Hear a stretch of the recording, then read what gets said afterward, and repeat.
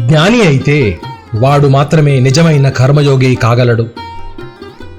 నైష్కర్మను ప్రబోధించిన శ్రీ శంకరులు కూడా దేశాటన చేసి వ్యాఖ్యానాలు వ్రాసి పీఠాలు స్థాపించలేదా?